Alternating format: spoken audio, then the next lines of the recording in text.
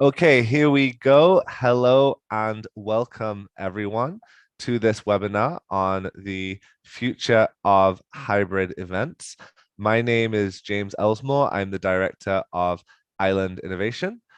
We are a boutique consultancy and international network working on communications projects aimed at sustainable development. And one of our specialities since before the pandemic has been virtual events, and now, of course, hybrid events. I'd like to introduce my two colleagues and co-presenters, Thais and Audrey. I'll ask each of you just to come on camera and go ahead and introduce yourselves. Hello, everyone. My name is Thais. I am the marketing director at Island Innovation. I live on an island called Santa Catarina in the south of Brazil, and I am very happy to be here with you today. Welcome. Hi, everyone. Welcome to this webinar. I'm Audrey, the Director of Sales and Operation at Island Innovation, and I'm really happy for us to present you what is the future of hybrid events, and enjoy your moment. Awesome. Thank you both. So Thais, you can take it away with the presentation. All right, so just before we begin, someone said in the chat that they know my island. I think that's very nice. So we can have a chat after this presentation if you want, Benjamin. But during this presentation, we will cover some topics related to hybrid events. So the first thing the first question that James will answer today is, what is a hybrid event? And then we will talk about 5 benefits of this type of event and 5 models for hybrid events for you to create your own hybrid event. And then we will present the key takeaways and everything that you need to organize and run your hybrid event. But before we start, if you can pass to the next slide, please, James. We want to get to know you better. So I know that you already started to introduce yourself in the chat, but we will now have a poll and we invite everyone to participate. So the first question is, which region are you connecting from? I'm connecting from South America. So I'll choose this option here. Can you see, can everyone see the poll in your screen? I think so. Yeah, we can. Great. Awesome. And so where are you from? All 3 questions are up at the same time, so you can answer them all together. Oh, yes, that's true. So we wanna know where you were connecting from, which sector you belong to, and which industry you belong to. So in my case, I'm connecting from South America. I belong to the private sector, and the industry could be marketing and communications. What about you? Let me see if there is any comment in the chat. Oh, I see that we have people from India, from Audrey is from Guadeloupe, as she said before, Malaysia, cool, Canada. Hello. We have people from Trinidad and Tobago in the Caribbean. Oh, USA, Colorado. Hello, Eric. We have Bata from Uganda. Cool, a lot of different regions participating today. Puerto Rico, hola Puerto Rico, and Scotland. Very nice. Hello, hello El Salvador. Okay, so most of us are in Europe or North America. Cool, we have 27% in North America and then 24% in Europe. Only 3% in South America. Where are my colleagues? The Caribbean representing 21% today, Central America with 6%, Africa with 9%, the Indian Ocean 3%, Asia and Pacific the same. Most of you are from the NGO sector. This is really interesting. We were not expecting that. So 33% of you work in the NGO sector, and 24% in the private sector. If you chose the option other, can you please tell us which sector do you belong to in the chat, just for you to understand what are the other sectors present here today, please? And industries, let's see. So okay, the bigger percentage said other. So if you can tell us which industry do you belong to in the chat, if you chose the option other, I think it will be very interesting. But I see that we have a lot of event managers here today, and also people working with environmental services. So please take advantage of this event also to connect with each other and to find people in this webinar that may interest you. We have another question. If you can go forward, please, James. The next question is, have you ever attended a hybrid event, or have you ever hosted a hybrid event before? Let's see. I have attended a hybrid event before, and I also have hosted a hybrid event before. What about you? Let me check the chat. Benjamin said he had attended only. Which one, Benjamin? Okay, so Jen is saying that he's a strategy trainer, and that's why he chose other. Cool. You live in Malta. Cool. We are actually having another webinar about Malta in the end of the month, about how you can live and work remotely from the Mediterranean island nation of Malta, which is very beautiful. So if you are interested, please join our next webinar in the end of February, the 24th. Oh, cool. Nice. Thanks.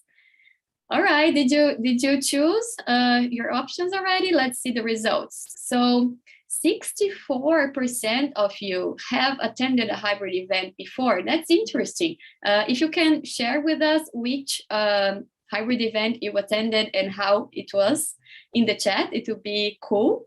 And have you ever hosted a hybrid event? 81% of the people here have never hosted a hybrid event before. So, okay, welcome. This is what we're going to discuss today. If you can go to the next slide, James, please. All right, so as you must know, during the COVID-19 pandemic that is still ongoing, a lot of organizations had to prioritize virtual events over in-person events because of safety, right? It was not safe to meet people, to gather people, and then event organizers had to choose the virtual models. But now we are seeing the society gradually reopening, and a lot of organizations are already anticipating the return of in-person events. But many event organizers, they realize that they can reach a much wider audience if they are also working with virtual tools, right? And they don't want to lose this broader audience that they were able to access through virtual events when they come back to the model of in-person events. So that's why the term hybrid events is being so commented right now. And that's what we are going to talk about. So if you are ready, James, I will pass the word to you to explain to us what is a hybrid event and why it has the best of both worlds. Amazing. Thank you so much, Thais, for that great introduction. And I really enjoyed already seeing the comments coming in the chat and seeing a bit about the diverse audience as we always have with our Island Innovation webinars. Feel free as we're going on. If you have some questions, we'll have time at the end for conversation. So you can add any questions in the Q&A box to make sure they don't get lost, but also feel free to throw some things in the chat as we move along. So hybrid events, you've probably heard the term. Really great to see how many of you already have experience in this. And in my mind, hybrid events are the future of events. This was a trend that was existing before the pandemic, but it's obviously accelerated during the ongoing pandemic. And really, now we've seen the pros and cons of the virtual world and this trade-off between virtual and in person. We're seeing an opportunity for hybrid. But the reality of hybrid, it is a bit more complicated. So now we're going to discuss a little bit about some of the different aspects of hybrid events to be aware of, and then we'll have plenty of time for your questions and comments at the end. So what is a hybrid event? And firstly, we'll maybe think about the two aspects of an in-person event and a virtual event. You'll often have heard people complaining about virtual events, saying that they're not the same as a good old conference, you don't get the same networking, etc., etc. And it might surprise you as as an organizer of one of the larger virtual events, but actually I agree. But I think that they're two different things. In-person events and virtual events fulfill two different functions. They both have their value, but they both have their disadvantages too. And hybrid events is obviously an effort to bring those two together and try and maximize the opportunities from both sides of the equation. So the worldwide, global, and accessibility, the reach that a virtual event has, combined with the opportunity to meet face to face that we all still desire as humans, that an in-person event has. So firstly, I'm going to talk to you about some of the key benefits of hybrid events, why we are obviously evangelists for the concept, but why we really see these as the future of events and events in general. And to be honest, in a few years, we might not even really be using the term hybrid events because they will just be known as events. And so the fact that you're here today is really helpful to make sure that you're ahead of the game and in the future of events, conferences, etc. So the first, which really comes from the virtual aspect of the hybrid events, is increasing the audience reach. Obviously, the limitations of an in-person conference is that you have to fly there often or travel there in some way. They may have less accessibility for disabled people, for example. They may be have less flexibility for people who can't afford to travel because of childcare or costs or visas, etc., etc. And so the big benefit of virtual events has been this global reach. And our flagship event, the Virtual Island Summit, has over 10,000 people sign up to the last event from some of the most remote places in the world. It would not be possible to get those people in the same room together. And so by going virtual, you're doing something that would not be possible in the physical environment. And so this, by looking at hybrid events, you're maintaining that benefit of a virtual event.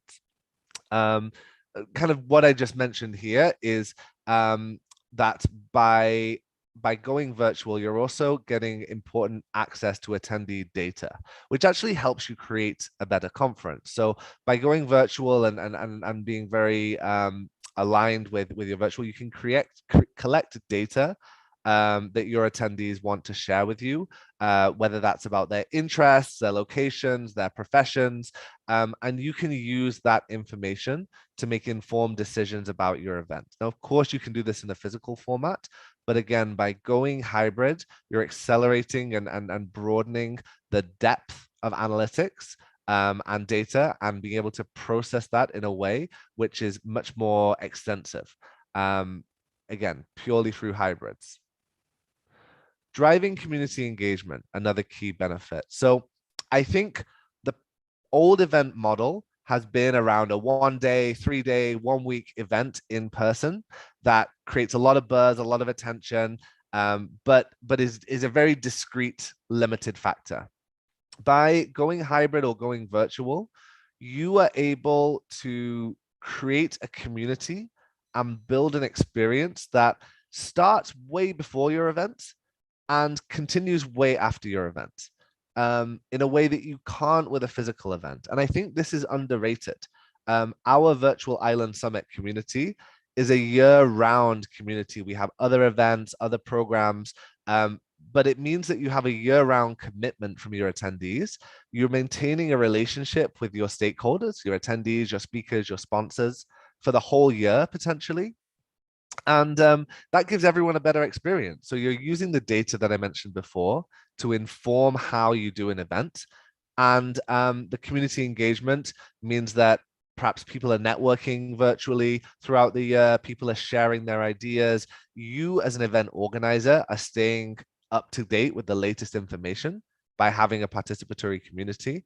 And obviously, hybrid events don't need to do this. You can still have a one-day hybrid event, but it makes a much easier option to have this ongoing engagement. And for me, that's by far and away one of the biggest benefits. And that's a big specialty of ours in terms of the services that we offer to our clients, is creating this online community around whatever interest it might be. In our case, it's sustainable development for islands, but it could be anything.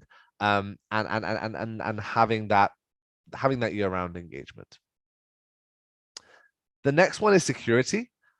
Clearly, we're hoping it's now, for anyone watching the recording, I'm talking at the start of February 2020. It's looking hopeful that things are getting better and that we won't have any more waves of COVID. But who knows? As an event organizer, it's really scary to be planning something 6 months' time when you've had so many risks over the past 2 years. And so the security of an in-person event gives you that element that in the case of an extreme situation, you can still go ahead with the virtual component when that physical event may not be able to go ahead. And then the final one, and I have an asterisk here, and I'll explain why, is cost effectiveness. I really advocate that a hybrid event is going to be more cost effective, i.e., there'll be a higher return on investment compared to a virtual or an in-person event. Now, your cost is going to be higher. Having a hybrid component to an in-person event will increase your costs. But the reason I say a higher return on investment is it brings in new opportunities. You can provide more benefits to your sponsors. You can increase your reach. You can increase your participation. You can bring in more speakers that perhaps wouldn't be there in person. And although your investment may be slightly higher, the potential return on that and the opportunities that bring per attendee will be much, much higher. We're going to get into soon the different strategies and the different opportunities that events have. And so I think that obviously all of these points depend on what exactly your event looks like, which is maybe a nice segue. I'm just having a look at some of the comments coming in the chat. The Virtual Island Summit was such a wonderful event. Thank you, Shayna, for that endorsement. Great, lots of interesting comments. Do keep commenting in the chat. I'll try and keep an eye on those as they come through. But as I was saying, so it really depends on the model. And I would say there is an infinite number of models that you can do a hybrid event. So I'll run through some of the ones. We've identified 5 main types of models, but even within these, there are so many different directions that you could go in for an event. And so hybrid events are a very diverse group, and in a way, an umbrella term for anything that brings people together. Some events could be very virtual heavy. Some events could be very physical heavy. And all of these concepts that I'm telling you now have many different variations. And there's many things that I'm not mentioning either. So we'll run through you now these 5 models, and do remember to keep putting your questions in the Q&A. I can see some coming in, and we'll make sure that our team, myself, Thais, and Audrey, will work together at the end to answer those. So first model, single site event. This is probably what you think of when you think of a hybrid event. It's your traditional conference format with an added virtual hybrid component to it. So you have hundreds, several thousand maybe attendees together in person in a venue.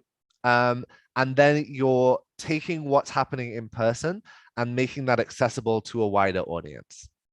Now, absolutely for me, a key point here is that just live streaming does not make it a hybrid event. I would say live streaming, and by that I mean recording and posting online for viewers to watch, is a minimum ask now for most conferences. That is not a hybrid event. That is just a live streaming event. To make it hybrid, there needs to be interaction. Your virtual attendees need to be able to interact with the conference and to participate in some level. And that is challenging. That's where we try and strategize, and we come in as an organization to help our clients strategize how to do that, because that makes for the richest experience. For example, we have had clients that are working on conferences looking at global development on water issues, for example. And they've had stakeholders in Africa, Latin America, and Asia who perhaps would not be able to attend their physical conference in America, but by being able to contribute their thoughts, ideas, made their conference much, much richer. And that is where we need to be careful. So a single site event is a way of having your traditional conference experience, but keeping in some of the benefits. So this type of conference, you're definitely giving the flexibility of choice. You're allowing people to have their in-person networking, but you also can potentially bring in virtual speakers. You can bring in, as I said, the input from your attendees online, and you can hopefully have the best of both worlds with the extra investment that you might need for the hybrid setting. There is a big risk here, and I've emphasized this for this model specifically, that people forget their virtual audience, which is why I said that a hybrid event is not enough. So, sorry, a live stream event is not enough. Do not forget your virtual audience. And so you need to really put that attention into making sure your virtual attendees are engaged, are catered for, and not forgotten, and that people on site can also interact with your virtual attendees. And that is maybe where this community building element can come in, where your conference experience extends weeks before, weeks after the conference, and allows people to feel engaged, even if they're not there present in person. Okay, model 2, a decentralized event. This is a very different model of doing a virtual event. This is what we're aiming to do, and we've done with our virtual island summit. While the previous single site event, you could argue, is physical first with a virtual component, the decentralized event would be more virtual first with physical components.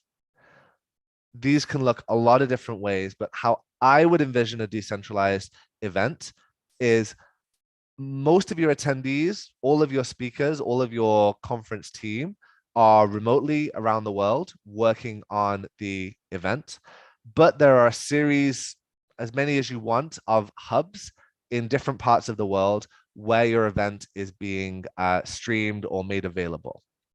So probably those hubs are not streaming panels to your wider audience, but they are on the ground taking in information. So for us, the Virtual Island Summit is a virtual event. Anyone can join from their laptop, and you can go ahead and sign up for our upcoming one in September.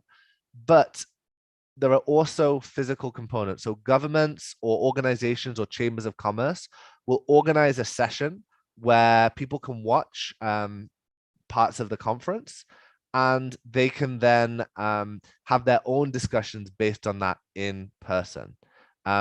So for example, we had the community college in St. Helena, a remote island in the South Atlantic, stream the sessions of the Virtual Island Summit last year. People could come and join and they could participate.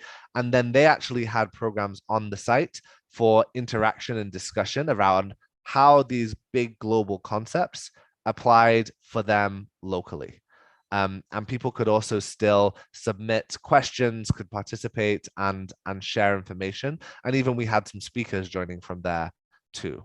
So hopefully that makes sense, the difference between a single site event conference first versus a decentralized event, which is virtual first, but with different hubs taking place. And those hubs could look like many, many different things.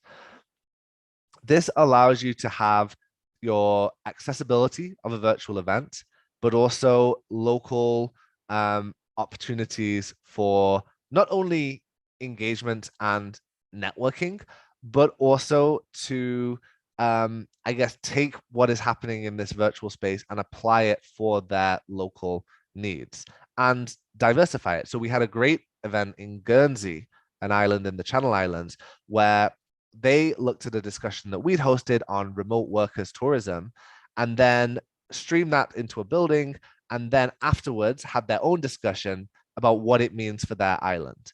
And so I really think this is an exciting model of getting all the benefits of the global virtual element while also thinking about the local context.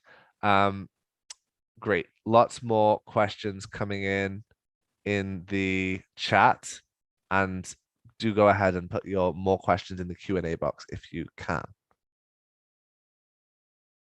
So decentralized events, the challenges of this obviously are logistics, but all events, as soon as you have a physical components, I would say your logistics is a big challenge and trying to get those hubs coordinated. Model 3, and if you have questions on these, don't worry, we'll go through them at the end. So a multi-site event is probably a physical first event. I saw a great example of this in the Canary Islands in Spain, where they had, I think it was 3, 4, 5 physical conference sites on different islands in the Canaries. And each of those was a mini conference in itself. And they were interacting with each other.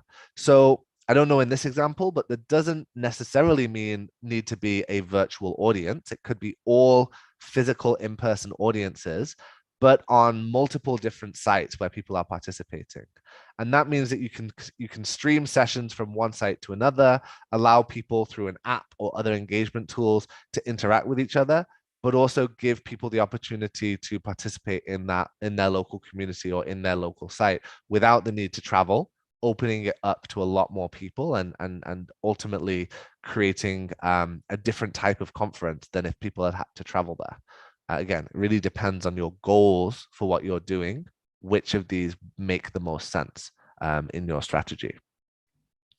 A multi-site event is going to be expensive and complicated because you have multiple sites, it's multiple efforts, multiple logistics.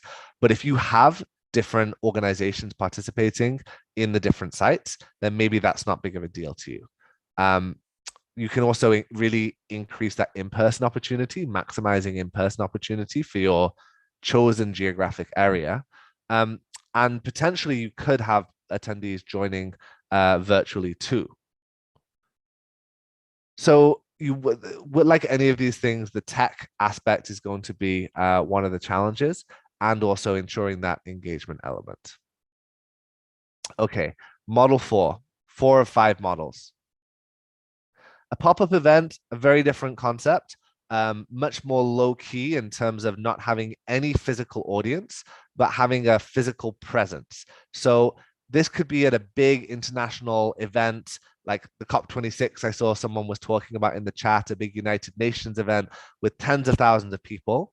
Having a physical booth or commentary on the ground, taking advantage of the people, the physical speakers who are there, and getting ideas and updates and input from people who are there on the ground as speakers, and then streaming to a purely virtual audience. So imagine me in my booth in the middle of Glasgow last November. Unfortunately, we didn't get to do this because of COVID, but it's our goal for this year. Having people coming in, interviewing them, maybe mini panel discussions, taking inputs, maybe videos even, or questions from our virtual attendees around the world to a physical hub on the site. This is what we're calling a pop-up event that still builds a connection with a physical location, whereas a virtual event would not necessarily have any physical connection at all and will be completely decentralized. This requires limited investment in terms of audio-visual. It's a really nice way of creating that on-the-ground connection and giving people a connection to something that is happening, even if they can't be there, and definitely low cost. And also could potentially have an in-person audience, but doesn't need an in-person audience, allowing you to bring in, again, a range of people. It could reduce the in-person opportunities And depending on your setup, you have to make attention to make sure that your virtual audience can participate. So don't worry if you're not quite getting all of these different models, because there's a hundred ways to do it, and really 1,000 ways to do it. And really what I want you to take away from this is there's a wide range of strategies that you can use for a virtual event, and that you should choose a strategy that fits your goals and your resources best. The last one I want to mention is the metaverse. Maybe you've heard this term about the metaverse. You could argue whether it's a virtual or a hybrid event, but the idea of the metaverse is having your character walking around using artificial reality or virtual reality for an immersive event experience that people could be joining in from around the world, but still have the experience of walking around a really cool conference building, a really cool venue, and actually interacting people. And I've actually attended some really cool conferences that have been metaverse, that have used technology, where you have a headset on and you actually can only hear people and interact with people that you're standing close to. And so in that way, it mirrors a physical event, because you're walking up to people and striking up a conversation, just like you might have done in a true physical conference. So I would say it is the future. There are some really exciting opportunities coming in this sector. You can potentially have an amazing, incredible venue without the costs. And you can be very creative in how people interact with each other and how you, as an organizer, facilitate your event. So this, I would say the metaverse is a watch this space element. It's still challenging. It's still early. The technology is varied in different areas, and the technology that I've used has been somewhat glitchy, but is improving so quickly.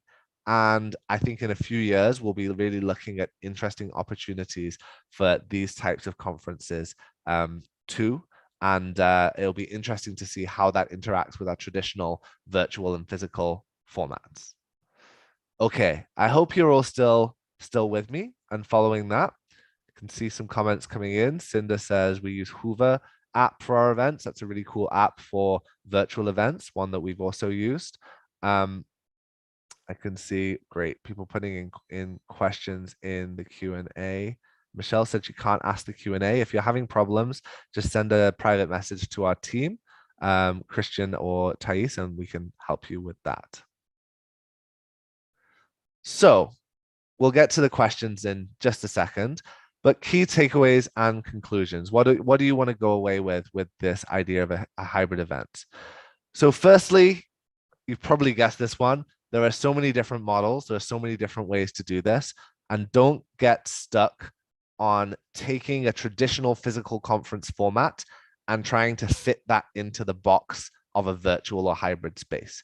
The amazing opportunity that we now have is to deconstruct the conference model and do things differently. And that's what we are all about, is how can you create a better experience by not following things as we've always done. Deconstruct your conference and think about just new ways of doing things.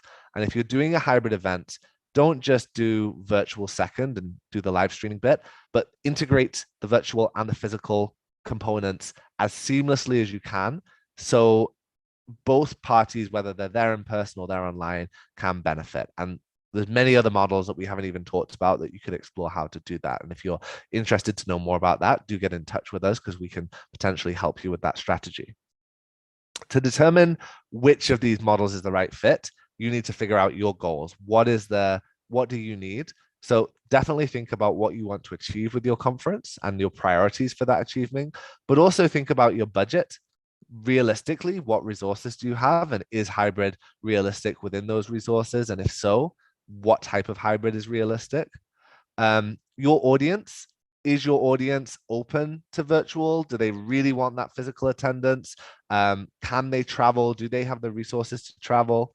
The locations, if you're in an archipelago, maybe having the multi-site model is a really great way of feeling that you're connecting with a wider region. And the industry that you're in, what people are looking to get from this, and what data you have from previous events that your attendees say that they want. The virtual component of your event really needs to give value, it needs to give connection and interaction. So don't think of your virtual attendees as a second-class citizen. They are just as important as your in-person attendees. And that is where I think a lot of hybrid events go wrong. You've got to prioritize both in order to ensure it's a real hybrid conference. You may want to market differently to the two different types, but you need to put both of them in your priorities.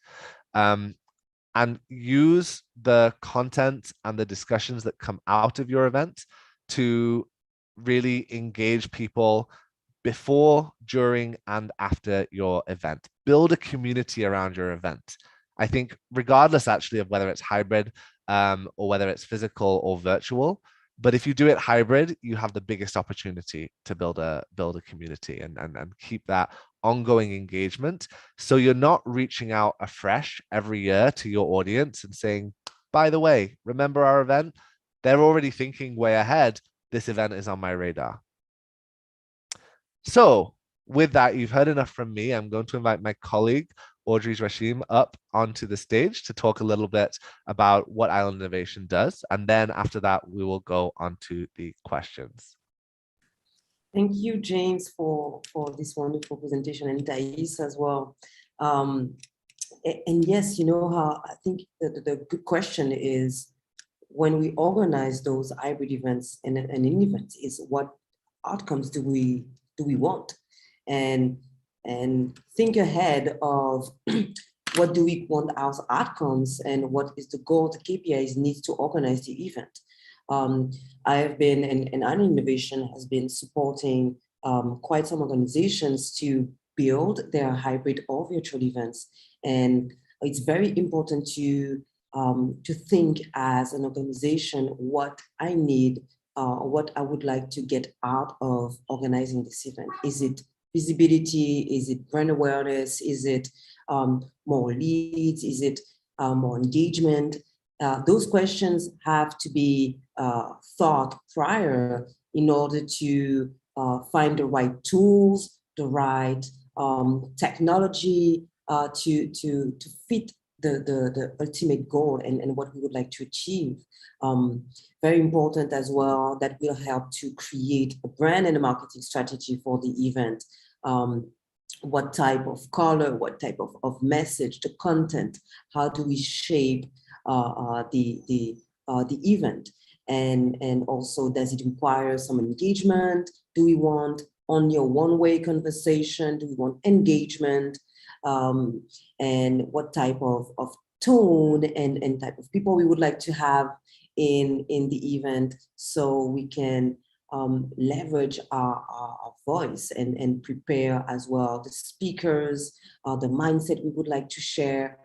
So all those type of question has to be asked prior. That's what we do actually when we work with organization, is to really have a pre-work on what outcomes we would like, and so what are the solutions to achieve those outcomes. And it goes from technical support to the branding and the marketing strategy, and also has an agency to help your organizations to achieve the goals and find the right solution to achieve this. And so do not hesitate to contact us if you would like to organize your virtual events or your hybrid events. We're here, and that's what we do, and we love to do it. Actually, we have an amazing team of great digital geniuses in innovation to support you and build your future hybrid events with the right expertise and the right tools that will help you achieve a successful event. So thank you very much for listening to us. What I suggest now is to hear from you, answer your questions. It's the right time. Feel free to write all the questions in the Q&A box, and I leave James to lead those questions, and we'll answer to you. Thank you. Thank you so much, Audrey. You can stay on, and I'll invite Thais to come and join us, and we'll together tackle some of these questions that are already coming in. And feel free also to add comments as well in the chats if you'd like to. So one interesting question I saw from Michelle was about island internet connections, which is very relevant to us, or in general, poor internet connections. Now I'll take a stab and then ask Audrey or Thais if they want to add further comments. But I will say one of the great things about us being able to do what we're doing at Island Innovation is the improvement over the last decade in general for internet connectivity in remote places. And we're actually seeing really good connections in a lot of places. But I know there are still places that are left behind. I mean, to take an extreme example, we had an amazing presentation at our last event from Tristan da Cunha in the South Atlantic, which is one of the most remote islands in the world. Only has 4 boats a year, each of which take a week to sail there, and no airport. So that gives you an idea of that. And for me, that was the amazing thing about a virtual event, that we could have someone sharing their experience from one of the most isolated communities in the world. And I have to say, I was very impressed with the quality of their internet connection. But for people who maybe are struggling with that, a better example is the neighboring, if that's the right word, 2,000 kilometers away, but in the same region, island of St. Helena, which until recently had a very poor internet connection. What they were able to do at one of our events was actually stream into the community hall. This was the example that I mentioned before, and allow people from the community to come in and watch them, because most people did not have a good enough connection at home. And so actually this idea of a hybrid event can be really important for a community that's lacking good quality internet connections, and potentially brings in an opportunity there. But also, hopefully, Michelle, if you're talking about your internet or people you know, this is something that will change soon, because I'm seeing some really interesting connectivity technology coming in. I don't know if Thais or yeah, go ahead, Audrey. Yes, and maybe that's where, you know, it's actually really nice to choose the right model, which is maybe when, for example, when people are organizing virtual event with us, we host. So at least you're not hosting the event in terms of virtual technical assets. So if something happens, well, nothing will technically happen aside from the fact that it's blurry or you have this robotic voice. But the background, if you have support of someone who take care of hosting the event virtually, allows you to, well, do not have those interruptions. The only thing is your audience might have sometimes some difficulty to hear, but at least the event will take place. The difficulty, and I'm from Guadeloupe, and it's a small island in the Caribbean. Sometimes your internet breaks down. So that's what we want to avoid. It's the breaks down. So hosting somewhere else, giving some like us, for example, assure that the event at least takes place and will never stop. So to have that in mind is the right model to choose when you have internet issues. Thanks so much, Audrey.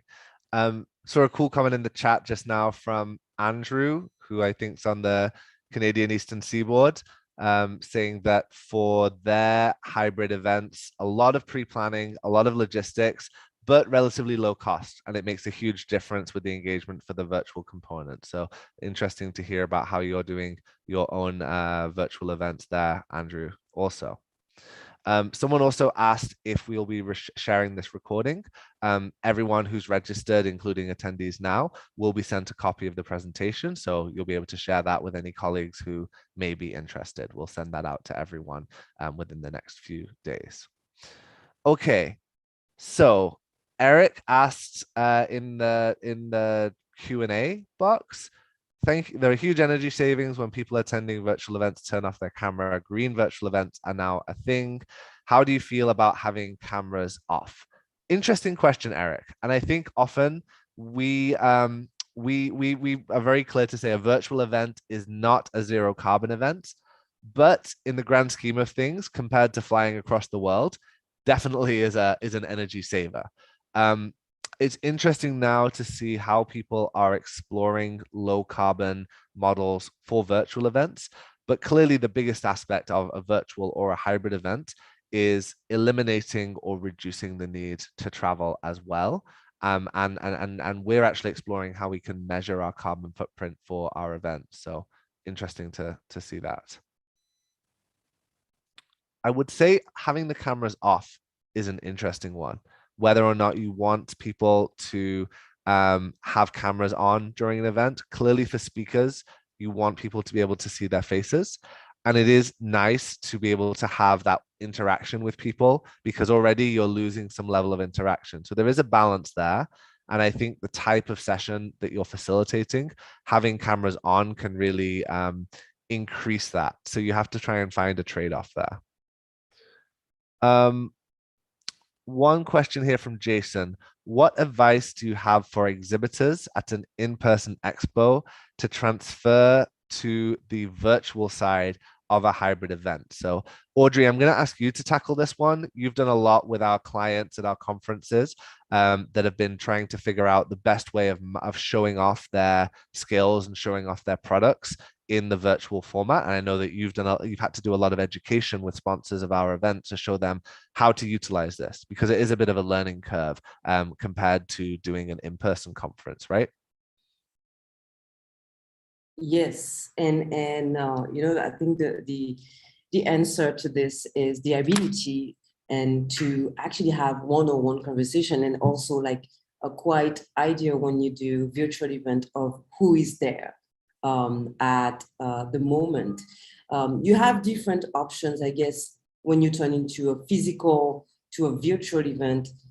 Is again, and I'll come back to what I would like to achieve. Do I want to educate or do I want to engage? I guess the idea of convincing, and the question is about convincing your usual attendees, right, to go into virtual. The thing is, you need first to educate them. So make it easier for them to show up in a virtual format. So sometimes when people do not understand, and we've been, James has been saying this for a long time. So before, when we started to do the Virtual Island Summit, no one knows Zoom, right? So we started to create videos to show how to connect. If your tools are a bit different, create some kind of educational ways to make their life easier, and they will follow you. I believe you are the job is to continue to brand people who are coming to your events, believes in what you do, what you're saying.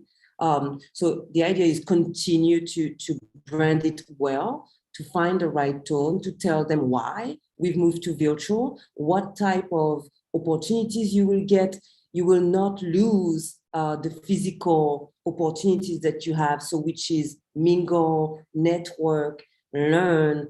You still have different type of formats, conferences, one-on-one conversation, roundtables, networking sessions. So it's very important to continue to have and to develop different products or different experiences in a virtual format, so your attendees understand that it will not be boring. Let's be honest. It will still be interactive as a physical event can provide to you. So I think that's where it's very important to focus on, is when we build the event, is what type of experiences we would like to create, and it's very possible to do it in a virtual format. Awesome. Thank you, Audrey. I saw another comment in the chat. Thank you for all these, Andrew, which is something we didn't address. One of the challenges of rural internet can be addressed by synchronous versus asynchronous components. And so if you're not familiar with those terms, essentially a synchronous session would be everyone being there for an hour live at the same time. But asynchronous, the most obvious thing is sending out the recording and access to the information afterwards. But Asynchronous could also include the chance to submit questions before, for example. I've seen some really great hybrid events give attendees opportunities to send in their questions early. It might just be because it's a global event and their attendees are in Australia and will be asleep at the time. Or it may be for other reasons as well. So building in, thinking about asynchronicity and keeping that into your event again goes into this community aspect of building a long-term input for your event. So I've got a question. I'm going to give this one to Thais, a question from Daniela in the Q&A. When you're planning a single site event, although I think this could apply to any event, how would you recommend to promote and enhance virtual participation? And in what ways can in-person attendees and virtual participants interact with each other? This is a great question. I think we can talk about several aspects here. The first thing is that if you are promoting an in-person event, let's say in Guadeloupe, for example, and I am in Brazil and James is in Lisbon, it will probably be very expensive for us to buy the tickets and to travel to Guadeloupe to attend this event in person. So I think the first thing the first argument that you can use here to promote and enhance virtual participation is the opportunity that you are offering to people from all over the world to participate, to attend, and to learn during this event, even though they are not physically present there. So I would ask the contrary, the opposite question: how do you enhance in-person participation? Because this can be more challenging now, since people can be afraid of going to an in-person event. So to try to answer my own question, I would say that you have to offer very clear benefits for both audiences. So for example, what will the people that are attending the event in person get that the virtual audience won't get? Probably more opportunities to network, right? Because networking is facilitated when you are physically present in an event. But what will the virtual audience have access to that the in-person audience won't? The first thing we already discussed, right? The facility and the low cost to attend the event. So you can open your laptop, you can sit on your couch, and you can watch sessions, and you can learn during the event from your country, from your home. And there is another part of this question, that is, how can the virtual audience and the in-person audience interact, right? So here's an idea. If you have tracks during your event, for example, in the upcoming Island Finance Forum, we will have 6 different tracks.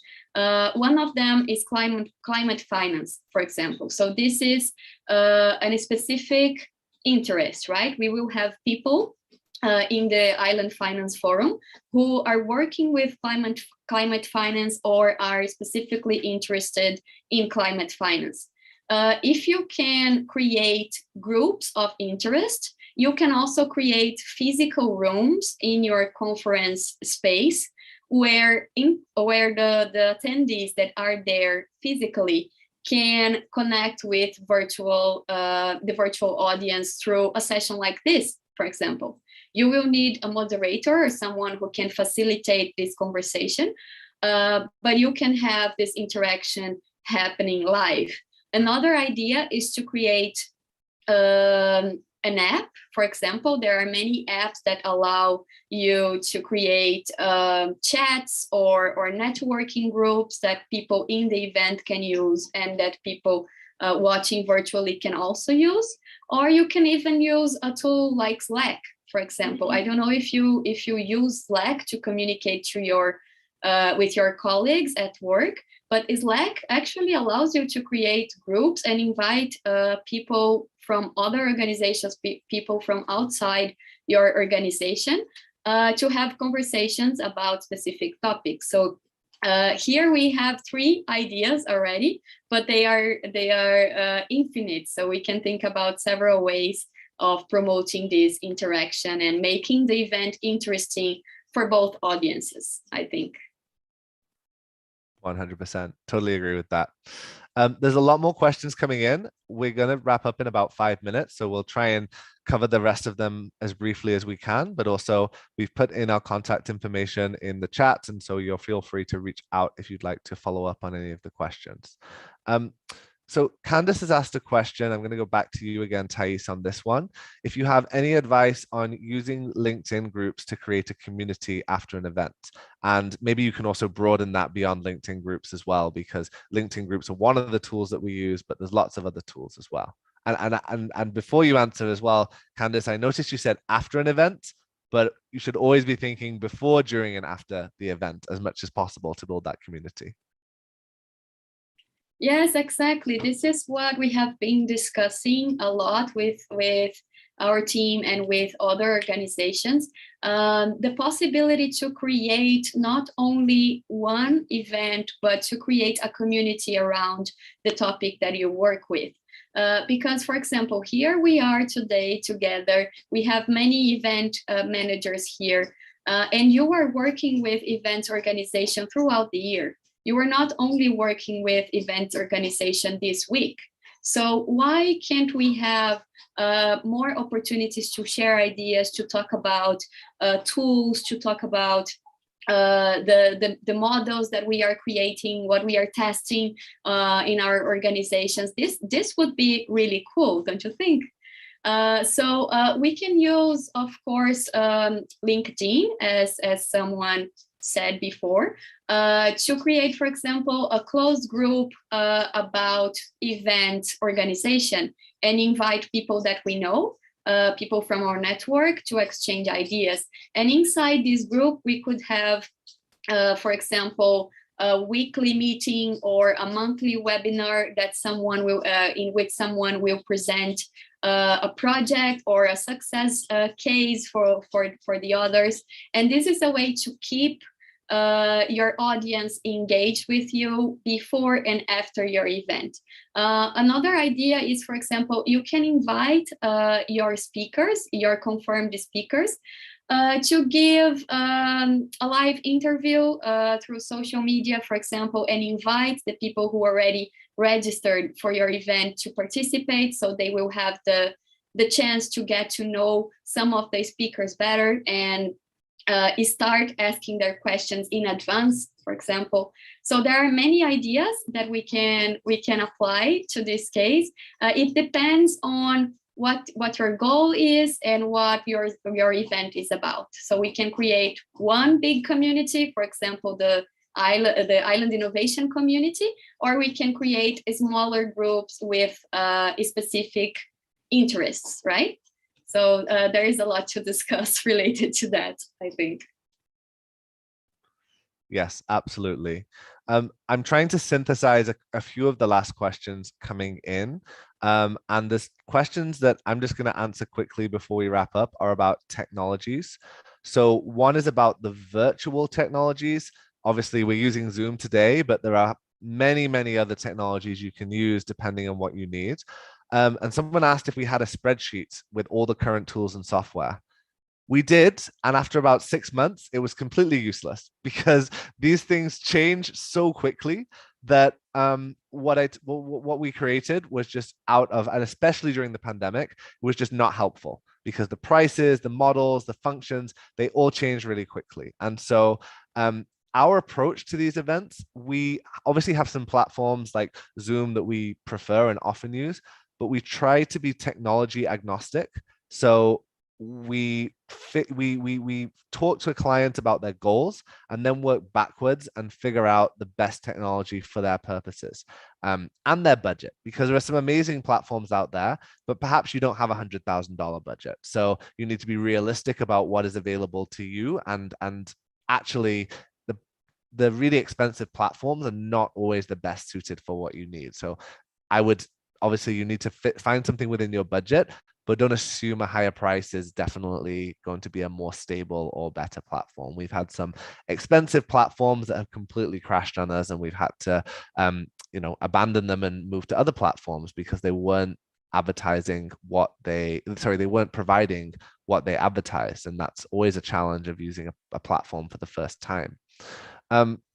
Someone also asked about the in-person technical requirements and how to do that. Now, we don't provide those services. We would always work with a local company that would have VR microphones, TV screens, whatever is necessary. Often venues will have that in-house and will have a person there that can provide that. But they need to make sure that also they have the capabilities. What's really key is to make sure that that team who is doing all the technical aspects can integrate online, because they may be doing it the old-fashioned way where they have microphones, they have speakers, and it's all designed for the in-person thing, but they can't easily stream that. So you need to make sure your venue has really good internet and that they are able to integrate with whatever platform, whatever virtual platform you're using. So you need to really think that through in advance, and it may be that you have to rent that equipment. I would not recommend having a laptop that people walk up to and talk into. You do need something a bit more complex, but it doesn't always need to be super fancy. It can be fairly basic. So that's a long way of saying, again, there's many different ways of doing it. And I would talk to local providers that have that tech expertise to make sure that they can provide that. So I think that's everything. I think we've covered a lot of ground today. We'll be sending this out to all of you, so feel free to share it with anyone that's interested, and also join us on March 16th for the community building webinar. There were a lot of questions here about community building, and so we'll be diving into that, not just in the events context, on March 16th. If you go to the events page on Island Innovation, you can see the list of all of our upcoming sessions over the next few months. But thank you so much. Looking forward to hearing from you about your own events. And thank you again, Thais and Audrey, for the great presentations. Have a wonderful day, everyone.